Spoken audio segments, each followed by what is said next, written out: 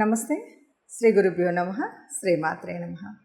ఆదిత్యాయ చ సోమాయ మంగళాయ బుధాయ గురు శుక్ర శనిభ్యే రాహవే కేతవే నమః. జపాకుస్మ సంకాశం కాశ్యపేయం మహాధృతిం తమౌరిం సర్వపాపగ్నం ప్రణతోస్మి దివాకరం. గ్రహరాజు అయినటువంటి రవిరాజుకు నమస్కరిస్తూ మాస ఫలితాలు. ప్రతి మాసం కూడా మారుతున్నటువంటి గ్రహాలకు అనుగుణంగా మాస ఫలితాలు మారుతూ ఉంటాయి.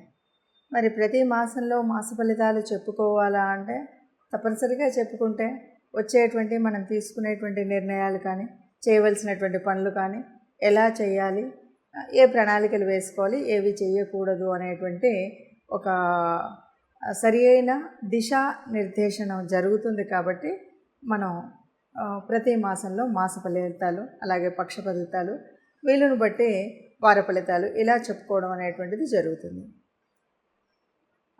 గ్రహాలు అనేవి నిరంతరం నిత్యం కదిలేటువంటివి.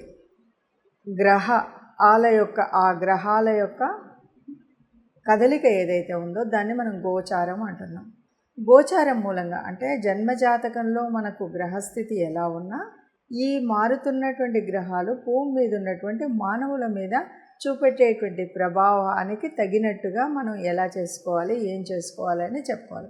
ఆ విధంగా చూస్తే మరి ఈ మే మాసం అంటే ఏప్రిల్ 2024 మే మాసంలో గ్రహస్థితి ఎలా ఉంది, దీనికి ముందుగా అసలు గ్రహాలు ఎలా ఉన్నాయి, ఒక్కొక్క గ్రహం ఎక్కడెక్కడ ఉపస్థితిలో ఉన్నాయి ఇది కనుక చూస్తే ముందుగా మేషరాశిలో రవి ఉన్నాడు, గురువు ఉన్నాడు మొట్టమొదటి రోజు.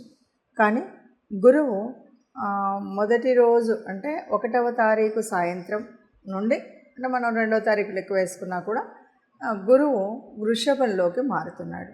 మరి ఉన్నటువంటి రవి మరి 14వ తారీఖు మళ్ళీ వృషభంలోకి మారుతాడు. ఇక శుక్రుడు అక్కడే ఉంటాడు. ఇది ముందుగా మేషరాశిలో కనిపించేటువంటి రాశి గ్రహాల యొక్క కూటమి. తర్వాత కన్యలో కేతువు, ఇంకా కుంభంలో శని కనిపిస్తాడు.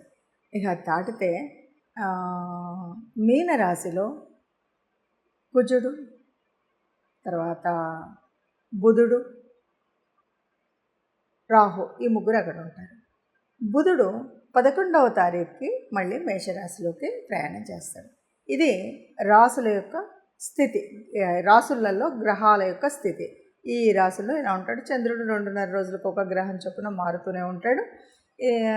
ఇలా గ్రహాలు ఉన్నప్పుడు మరి ఈ మార్పు వల్ల ఒక్కొక్క రాశి వారికి అంటే 12 రాశుల వారికి ఎలా ఉంటుంది, దానివల్ల ఫలితం ఎలా ఉంటుంది అంటే ఇటు చిన్న చిన్న మార్పులే. ఎందుకంటే ఒకేసారి ఈ నెల లోపల ఉద్యోగాలు వచ్చేసో, పెళ్ళిళ్ళు అయిపోయో, ఇంకేదో అవుతుందన్నది కాదు.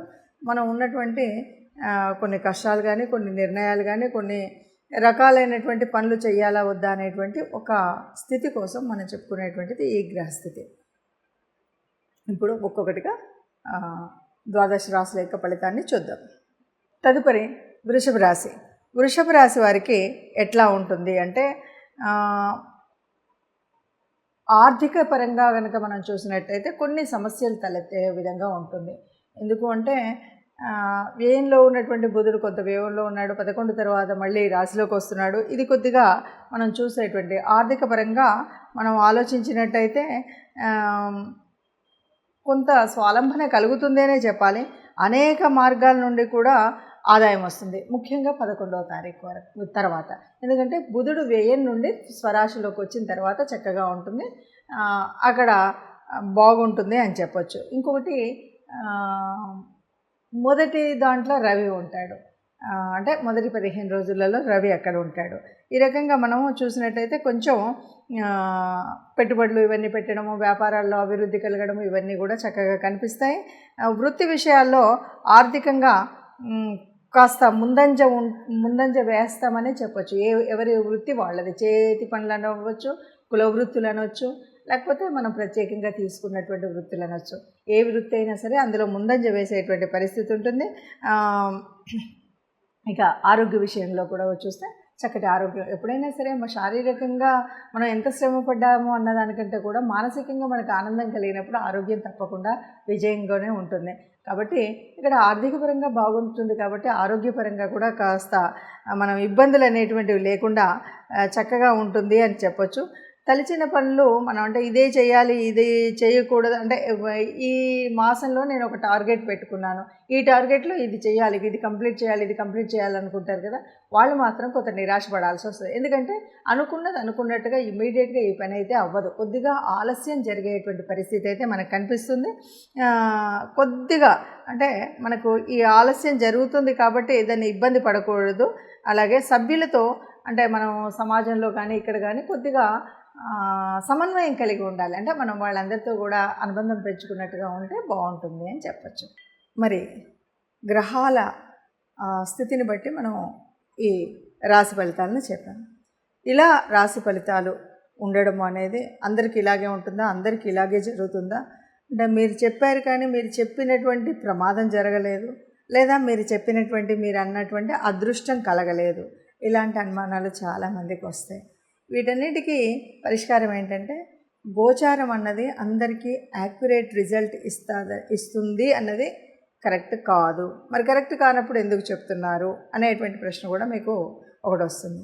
కరెక్ట్ కాదు అంటే ఉన్నటువంటి వాళ్ళకి చాలామందికి జాతకం తెలియకపోవచ్చు, అంటే జన్మజాతకం రాయించుకొని ఉండకపోవచ్చు. అలాంటి వాళ్ళకి దాదాపు అంటే కోటాను కోట్ల మంది ఉంటే అందులో ఒక 30-40% ఆఫ్ ద పీపుల్కి ఇది కనిపిస్తుంది. అంటే ఈ గ్రహం ఇక్కడ ఉన్నప్పుడు దీని ప్రభావం ఇలా ఉంటుంది అని. ఎప్పుడు ఈ జన్మజాతకంలో ఉన్నటువంటి గ్రహాలు పూర్తిగా మంచి చేసే విధంగా ఉన్నాయా, యోగించే ఉన్నాయా, యోగించని ఉన్నాయా అన్నదాన్ని బట్టి ఉంటాయి. అంటే గ్రహాల స్థితి, యుతి, వాటి యొక్క దృష్టి ఇవన్నీ కూడా ఇప్పుడు మారుతున్నటువంటి గ్రహాలే కాదు, జన్మజాతక కుండలిలో ఉన్నటువంటి ఆ దృష్టిని బట్టి, ఆ యుతిని బట్టి, ఆ యోగించే గ్రహాలను బట్టి ఉంటుంది. వీటితో పాటు దశ, అంతర్దశలు, జరుగుతున్నటువంటి దశలేంటి, అంతర్దశలేంటి, ఇవి ఇప్పుడు మనకు యోగించేవా కావా, వీటన్నింటిని బట్టి ఫలితం ఉంటుంది. కాబట్టి సహజంగా ఏదైనా సరే పూర్తి మనకు జీవితంలో ఎలా ఉంటుంది అని తెలుసుకోవాలి.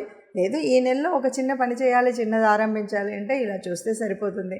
అలా కాదు, మాకు మా జన్మరీత్యా ఉన్నటువంటి దాని ప్రకారంగా నాకు నేను ఎప్పుడు పుట్టానో తెలుసు, date of birth, place of birth, time of birth తెలుస్తుంది అనుకుంటే మీకు నచ్చినటువంటి జ్యోతిషుల ద్వారా మీ యొక్క జన్మకుండలిని వేయించుకున్నట్టయితే మీ యొక్క పూర్తి జ్యోతిష్యం అనేది తెలుస్తుంది. దానివల్ల ఏ వయసులో ఎలాంటి ఉన్నతి ఉంటుంది, ఎలా ఉంటుంది, సంతానం ద్వారా ఎలా ఉంటుంది, సంతానం ఎలా ఉంటుంది, ఇవన్నీ విషయాలు తెలుస్తాయి.